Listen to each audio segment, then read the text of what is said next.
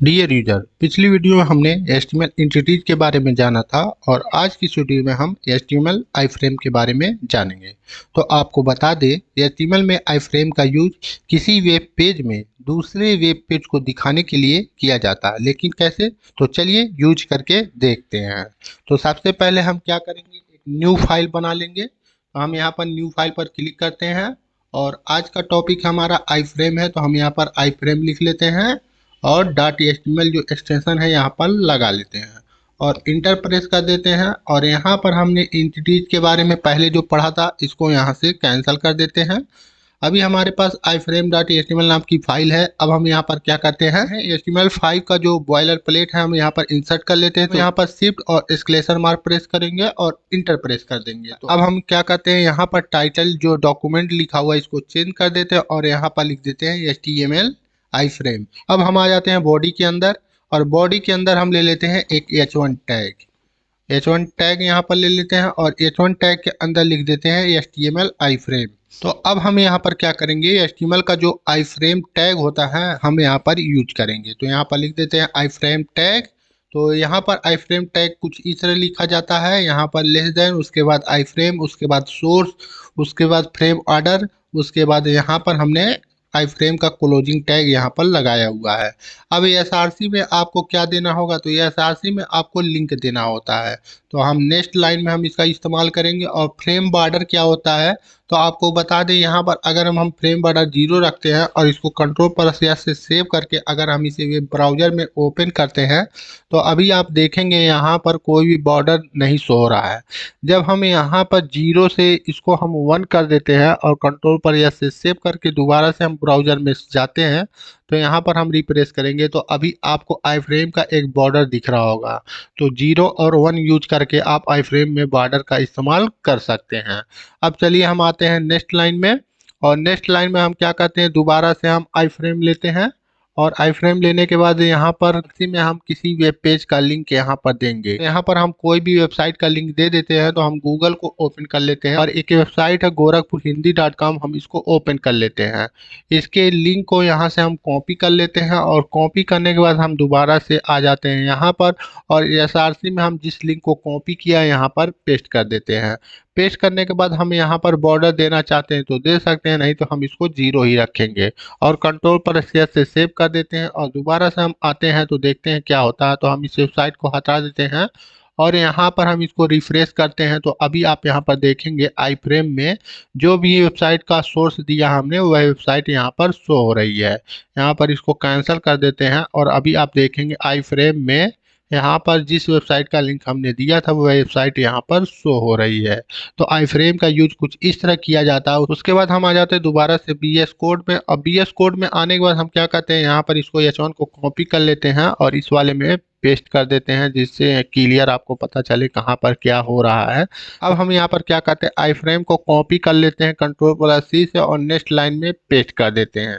तो अभी यहाँ पर आपको कुछ भी डिफरेंट नहीं दिख रहा होगा, दोनों सेम है, लेकिन हम क्या करेंगे, इस आईफ्रेम में हम बॉर्डर देंगे। तो बॉर्डर के लिए हम स्टाइल का यूज करेंगे। स्टाइल के बारे में हमने पहले ही पढ़ा था। तो स्टाइल देने के लिए हम यहाँ पर क्या करेंगे, यहाँ पर जो डबल कोट है, डबल कोट के जस्ट बगल में हम यहाँ पर लिखेंगे स्टाइल और स्टाइल लिखने के बाद हम यहाँ पर क्या करेंगे, बॉर्डर लिखेंगे। बॉर्डर हम कितना देंगे, 3px दे देते हैं और यहाँ पर सॉलिड लिख देते हैं, सॉलिड बॉर्डर रहेगा और यहाँ पर कलर जो है हम रेड दे देते हैं। तो अभी यहाँ पर हमने स्टाइल कर दिया है इस आईफ्रेम को। तो कंट्रोल प्लस एस से सेव करते हैं तो और उसके बाद हम ब्राउजर में चलते हैं और रिफ्रेश कर देते हैं। तो अभी आप देखेंगे यहाँ पर HTML आईफ्रेम जो है यहाँ पर आपको विदाउट बॉर्डर दिख रहा होगा और यहाँ पर आपको इस तरह का एक बॉर्डर दिख रहा है। तो इस तरह से हम HTML आईफ्रेम में बॉर्डर का भी इस्तेमाल कर सकते हैं। उसके बाद हम आ जाते हैं HTML आईफ्रेम के टारगेट ए लिंक की तरफ। तो हम क्या करेंगे, यहाँ पर हम इसको कॉपी कर लेते हैं H1 को और नेक्स्ट लाइन में इसको हम पेस्ट कर देते हैं और इसको हम क्या करते हैं, व्यू से यहाँ पर वर्ड रैप में कर देते हैं और यहाँ पर हम लिख देते हैं H1 में टारगेट ए लिंक, क्योंकि अभी हम आईफ्रेम के टारगेट ए लिंक का यूज करने वाले हैं। तो यहाँ पर लिख देते हैं टारगेट ए लिंक। हम नेक्स्ट लाइन में आ जाते हैं और नेक्स्ट लाइन में आने के बाद हम क्या करेंगे, एक आईफ्रेम लेंगे। तो हम यहाँ पर ले लेते हैं आईफ्रेम टैग। टैग के जस्ट नीचे हम क्या करते हैं, एक पी टैग ले लेते हैं। पी टैग के अंदर हम क्या करेंगे, एक एंकर टैग ले लेते हैं। तो यहाँ पर हम एंकर टैग लिख देते हैं। अभी तक आपने जितना भी आई फ्रेम यूज किया होगा तो उसके एसआरसी में आप जो है सोर्स यूआरएल आप यहाँ पर देते रहे होंगे, लेकिन हम इस आई फ्रेम में सोर्स यूआरएल नहीं देंगे। अब हम क्या करेंगे, एंकर टैग में देंगे और टारगेट करेंगे, टारगेट ए लिंक करेंगे। तो कैसे करेंगे, तो यहाँ पर सबसे पहले हम क्या करेंगे, एंकर टैग में इस यूआरएल को कॉपी कर लेते हैं, इसी को हम टारगेट करेंगे। तो कंट्रोल+C से कॉपी कर लेते हैं और आई फ्रेम सोर्स में इस यूआरएल को ना देकर हम एंकर टैग के अंदर इस यूआरएल को देंगे। उसके बाद हम क्या कहते हैं, इस एंकर टैग को हम टारगेट करेंगे। तो टारगेट करने के लिए डबल कोट के जस्ट बगल में हमको लिखना होगा टारगेट, क्योंकि हम टारगेट लिंक करने वाले हैं तो टारगेट लिख देंगे, उसी एक टारगेट लिख देना। तो यहाँ पर हम फर्स्ट लिख देते हैं और यहाँ पर हमने फर्स्ट लिख दिया। उसके बाद हम क्या कहते हैं, एंकर टैग के टेस्ट वाले ऑप्शन में हम लिख देते हैं क्लिक हेयर। तो अभी हमने क्या किया है, यहाँ पर हमने एक पी टैग लिया, पी टैग के अंदर एक एंकर टैग लिया है और यहाँ पर हमने सोर्स यूआरएल दिया हुआ है और टारगेट हमने फर्स्ट किया हुआ है और यहाँ पर क्लिक हेयर का ऑप्शन दिया हुआ है। तो अब हम यहाँ पर क्या करेंगे, आई फ्रेम वाले में अब यहाँ पर हमको टारगेट जो हमने फर्स्ट दिया है इसको भी नाम देना होगा कुछ। तो यहाँ पर हम क्या करेंगे, एक नेम दे देंगे। यहाँ पर हम लिख देते हैं नेम और नेम में हमको क्या देना होगा, यहाँ पर जो हमने टारगेट दिया फर्स्ट वही नेम आपको यहाँ पर देना होगा। तो यहाँ पर हम लिख देते हैं फर्स्ट। तो अभी हमने यहाँ पर भी फर्स्ट लिख दिया और टारगेट में भी हमने फर्स्ट लिख दिया। अब इसको हम सेव करके वेब ब्राउज़र में जाते हैं तो देखते हैं क्या होता है। तो अभी हम इसको ओपन करते हैं तो अभी आप देखेंगे यहाँ पर टारगेट ए लिंक लिखा हुआ है और यहाँ पर आई फ्रेम में आपको कुछ भी शो नहीं हो रहा है। अगर हम क्लिक हेयर पर क्लिक करेंगे तो ही यहाँ पर टारगेट ए लिंक शो होगा।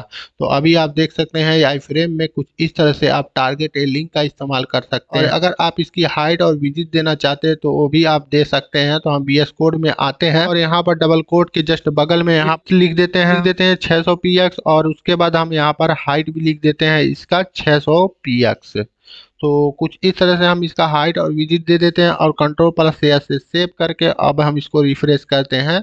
तो अभी आप देख सकते हैं इसका हाइट और भी चेंज हो चुका है और यहाँ पर आई फ्रेम में कुछ भी शो नहीं हो रहा है। तो क्यों नहीं शो हो रहा है, क्योंकि यहाँ पर हमने टारगेट ए लिंक का यूज किया हुआ है आई फ्रेम में, तो इसलिए यहाँ पर अभी कुछ भी नहीं आ रहा, ब्लैंक आ रहा है। लेकिन हम लिंक पर क्लिक करेंगे तो यहाँ पर देखिए तुरंत ही यहाँ पर वेब पेज शो होने लगा। तो इस तरह से आप HTML में टारगेट ए लिंक का यूज कर सकते हैं आई फ्रेम के। इसी तरीके से हम अपने वेब पेज में आई फ्रेम का यूज करके गूगल मैप को भी हम यहाँ पर शो कर सकते हैं। कैसे, तो चलिए हम गूगल में ओपन कर लेते हैं गूगल मैप को। तो यहाँ पर हम लिख लेते हैं गूगल मैप और गूगल मैप लिखने के बाद हम गूगल मैप की वेबसाइट को ओपन कर लेते हैं और यहाँ पर 3 डॉट जो बना हुआ है यहाँ पर क्लिक करते हैं। क्लिक करने के बाद हम शेयर ए एम्बेड मैप पर क्लिक करेंगे।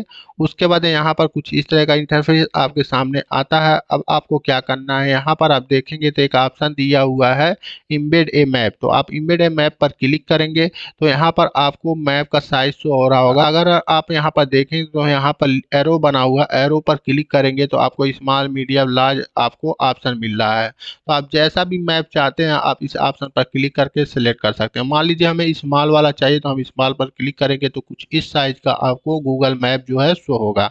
अब यहाँ पर देखेंगे यहाँ पर आई फ्रेम सोर्स दिया हुआ है तो हम इसको कॉपी कर लेते हैं, कॉपी HTML पर क्लिक करके और यहाँ पर आ जाते हैं VS कोड एडिटर और यहाँ पर हम H1 टैग लगा लेते हैं और यहाँ पर लिख देते हैं गूगल मैप।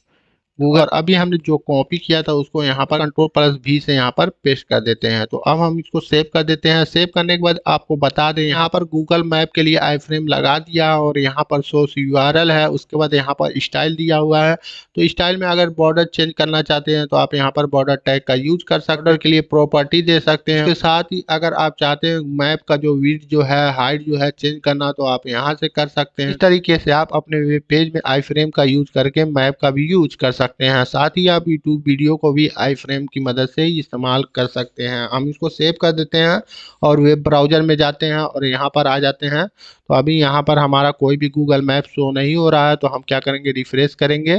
रिफ्रेश करने के बाद हम नीचे आते हैं तो अभी आप यहाँ पर देख सकते हैं गूगल मैप यहाँ पर शो रहा है। अगर हम इस गूगल मैप को बॉर्डर देना चाहते हैं तो बॉर्डर देने के लिए हम यहाँ पर आते हैं VS कोड में और यहाँ पर बॉर्डर के लिए हम यहाँ पर लिख देते हैं 3px और यहाँ पर सॉलिड कर देते हैं इसको और कलर हम रेड दे देते हैं। कुछ इस तरीके से हम इसको स्टाइल करके बॉर्डर भी दे सकते हैं। तो हम इसको रिफ्रेश करते हैं तो अभी आप देख सकते हैं जो मैप था विथआउट बॉर्डर था, अभी यहाँ पर बॉर्डर आ चुका है। तो आज की इस वीडियो में आपने जाना HTML आई फ्रेम के बारे में। उम्मीद है आपको HTML आई फ्रेम अच्छे से समझ में आया होगा। मिलते हैं नेक्स्ट वीडियो में नेक्स्ट HTML टॉपिक के साथ। Thank you for watching.